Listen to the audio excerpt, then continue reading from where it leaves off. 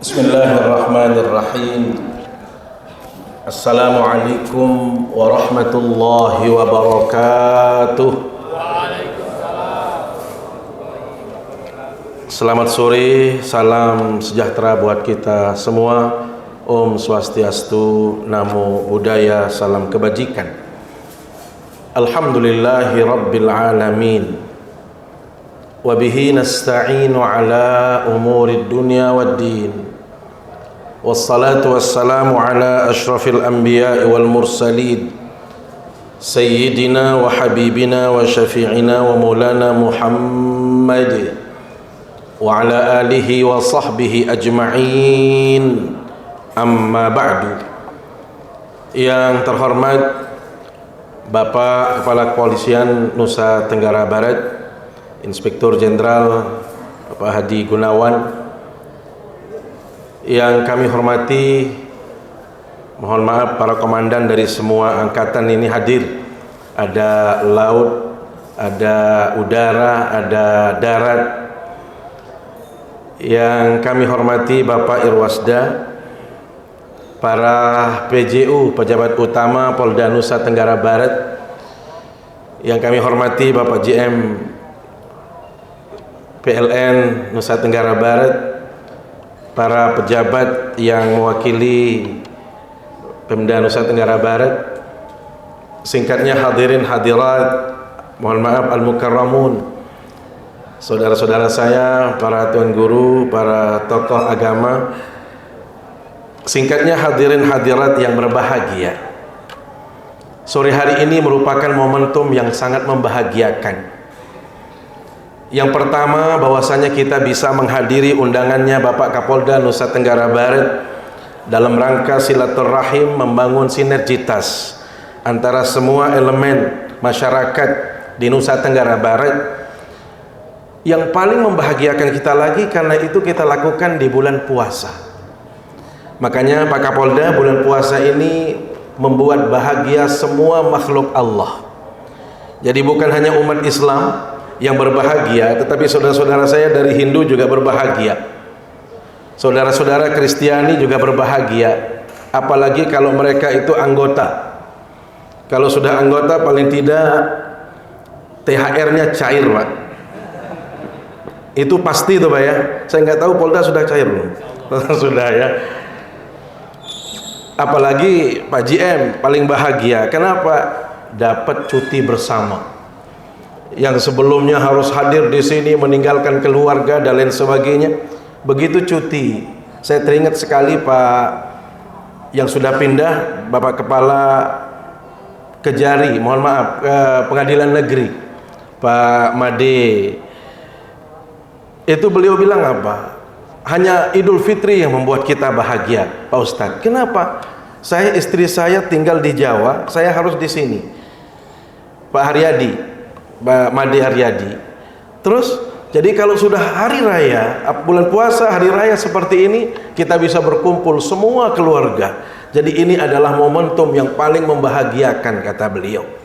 Maka semua kita berbahagia, apalagi umat Islam yang memang kalau bagi umat Islam, bulan Ramadan ini adalah boleh dikatakan sebagai bulan bonus. Bonus besar-besaran, Pak Kapolda. Bayangkan kita ini manusia, saya pribadi pasti banyak keliru, banyak salah, banyak dosa, sering kita lupa kepada Allah SWT. Apalagi kalau yang namanya lalu winengan ini. Iya. Jadi semua kita sama, peluang untuk melakukan kesalahan, lupa, maksiat itu terbuka sekali. Tetapi Allah Maha kasih sayang kepada kita hambanya, sehingga Allah memberikan kesempatan bagi kita. Nih loh, bulan Ramadan sebagai bonus bagi Anda. Bila mana Anda melakukan ibadah terbaik, bila mana Anda melakukan pendekatan kepada Allah, maka peluang untuk diampunkan dosa dan kesalahan Anda itu sangat terbuka. Karenanya bulan Ramadan ini adalah bulan yang sangat spesial, bulan yang sangat luar biasa bagi kita semua, sehingga kita patut bersyukur bahwasanya kita masih diberikan kesempatan berjumpa dengan bulan suci Ramadan. Salawat serta salam selalu kita sampaikan ke hadapan baginda Rasulullah sallallahu alaihi wasallam. Semoga kita semua mendapatkan syafaat beliau di hari kiamat kelak. Bapak Ibu jamaah yang dimuliakan Allah Subhanahu wa taala. Ramadan merupakan ibadah yang paling istimewa. Kalau di dalam Islam itu banyak ibadah, ada sholatnya, ada hajinya, ada zakatnya. Dari sisi-sisi yang mana kita lihat pasti ada kelebihan masing-masing. Tetapi boleh kita katakan bahwasanya di antara sekian ibadah yang paling mulia itu adalah bulan Ramadan atau puasa di bulan Ramadan. Kenapa demikian Bapak Ibu? Kita tahu di dalam hadis Rasul sallallahu alaihi wasallam disebutkan al-hasanatu bi asyri amsalha ila sab'i mi'ati dhi'fin illa as-saum fa innahu li. Setiap ibadah yang dilakukan oleh setiap hamba Bapak Ibu akan diberikan ganjaran oleh Allah antara 10 sampai dengan 750. Di dalam hadis yang lain disebutkan kullu amal ibni adam lahu illa siyam atau illa saum.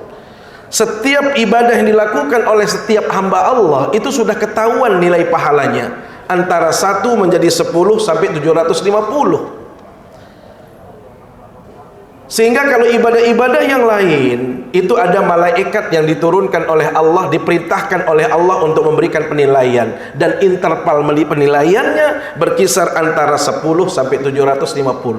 Artinya apa? Malaikat tidak boleh melebihi itu semua. Tetapi kalau puasa, kata Allah dalam hadis qudsi, illa siyam fa innahu li wa ana ajzi bihi, kecuali puasa maka biarkan saya yang memberikan penilaian. Kalau kita boleh analogikan, kalau satu masalah di Polda Nusa Tenggara Barat ini, kalau atensinya misalnya cukup di Kapolsek saja, berarti biasa saja, itu masalah-masalah biasa.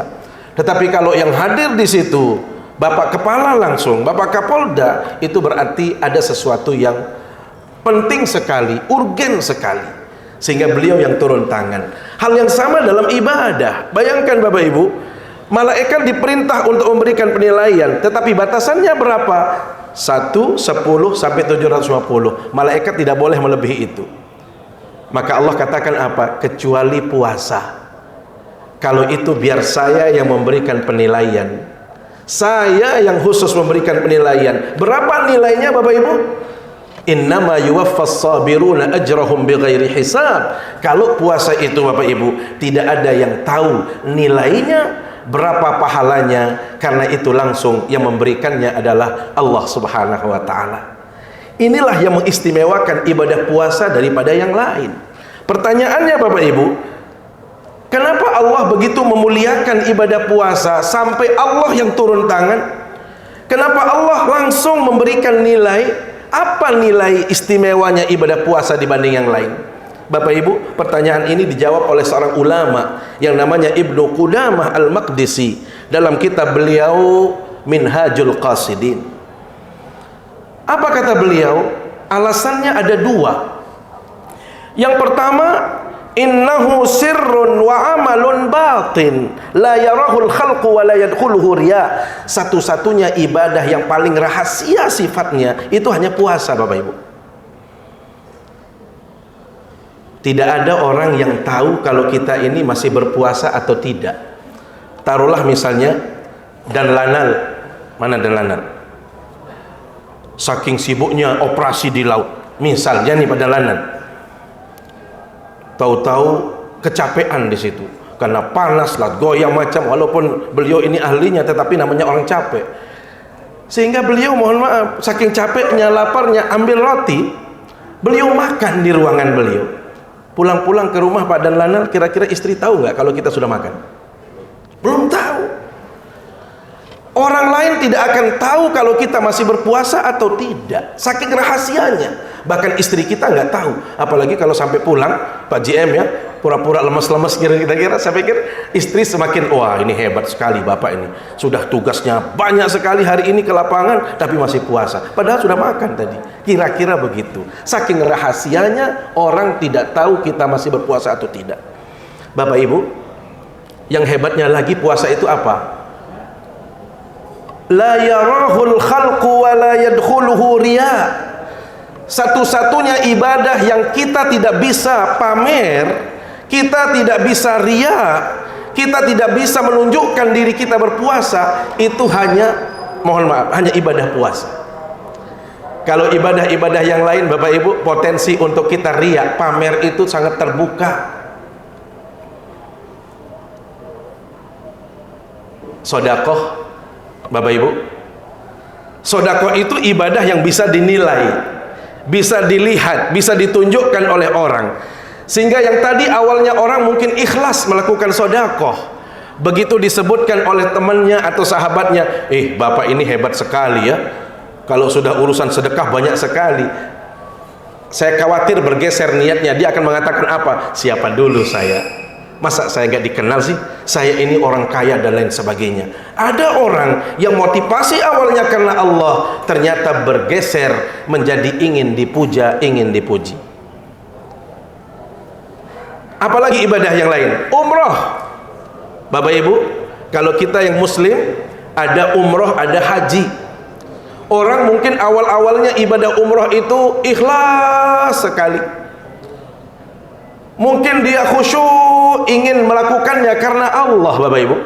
Tetapi karena ada orang mengatakan, bapak ini hebat sekali ya, kalau ke Mekah itu kayak ke Cakra, bolak-balik, bolak-balik. Bapak Ibu, sangat potensi bergeser. Yang tadinya ikhlas kepada Allah, maka sekarang mereka ingin mendapatkan pujian karena dia bolak-balik untuk melakukan ibadah umroh. Apalagi ibadah yang lain Bapak Ibu? Salat. Selamat datang guru kita Al-Mukarram Tuan Guru Haji Turmuzi Badarudin.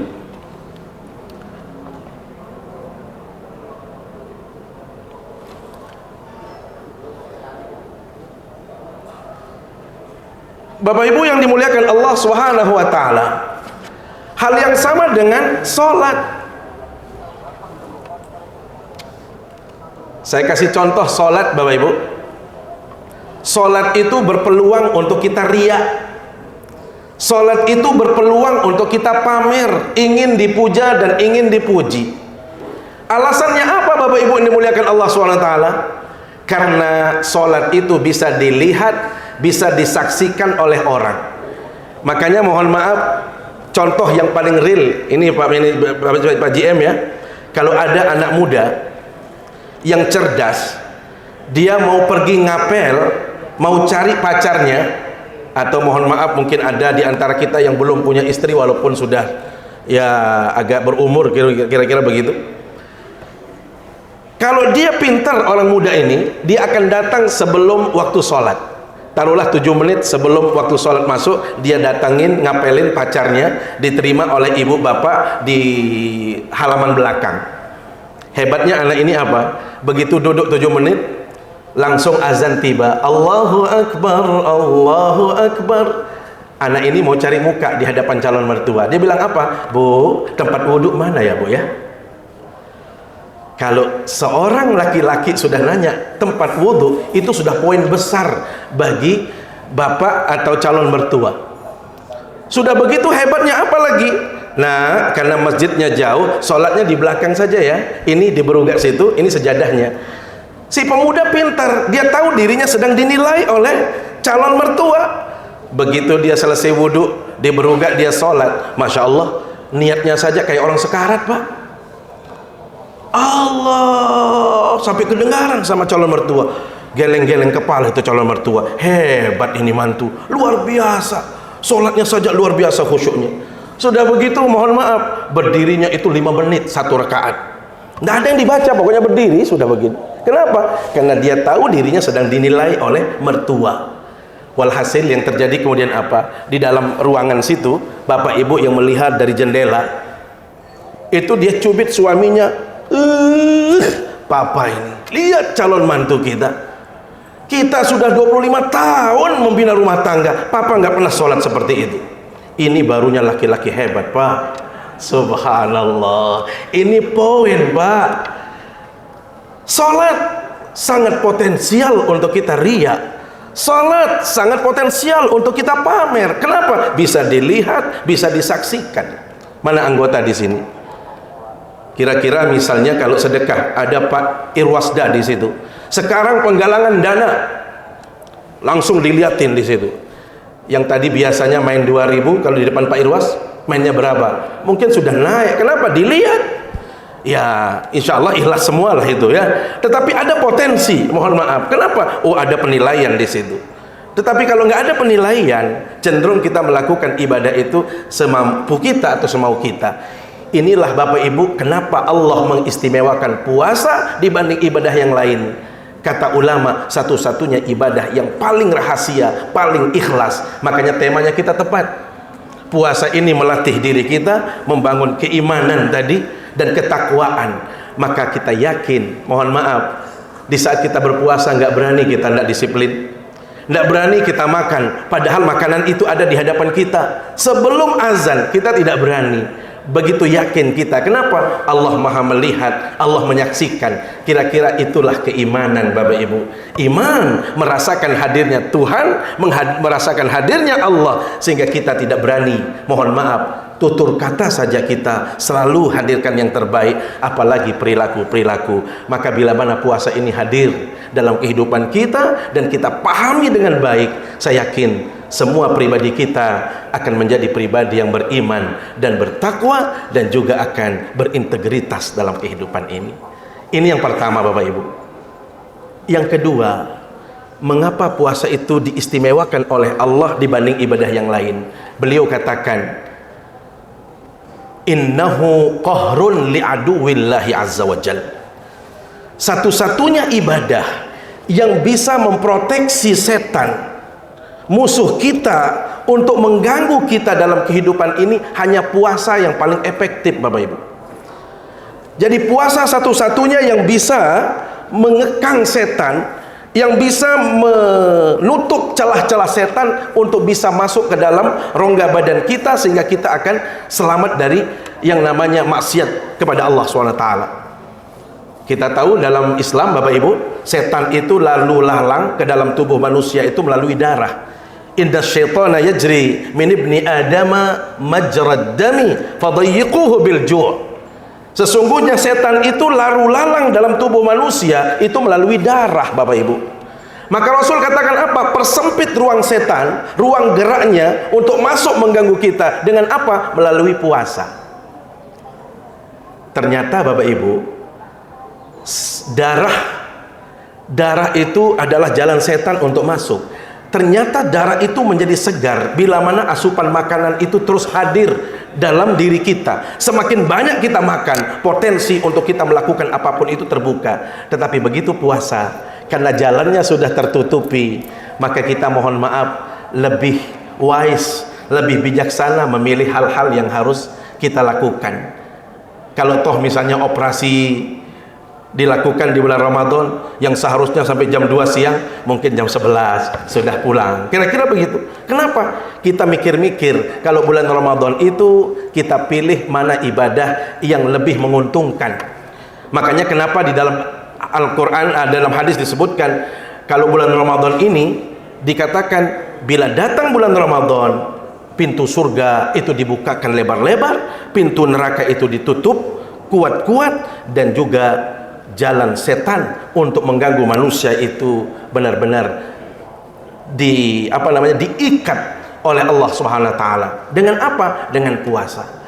Maka Bapak Ibu yang dimuliakan Allah Subhanahu wa taala, di penghujung puasa kita hari ini, saya ingin mengajak diri saya pribadi dan kita semua untuk mari kita menghadirkan puasa terbaik kita. Puasa yang benar-benar bernilai.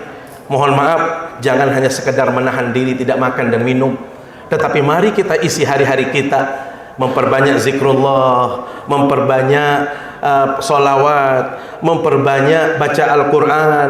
Termasuk di antara yang perlu kita hadirkan adalah bagaimana kita bisa berbagi memberi seperti apa yang dilakukan oleh Polri pada hari ini. Melalui Zoom tadi saya dengar-dengar bisik-bisik Pak Kapolda, ternyata di situ ada pembagian bingkisan santunan dari Polri seluruh Indonesia, termasuk di Polda, untuk memberikan bantuan kepada masyarakat.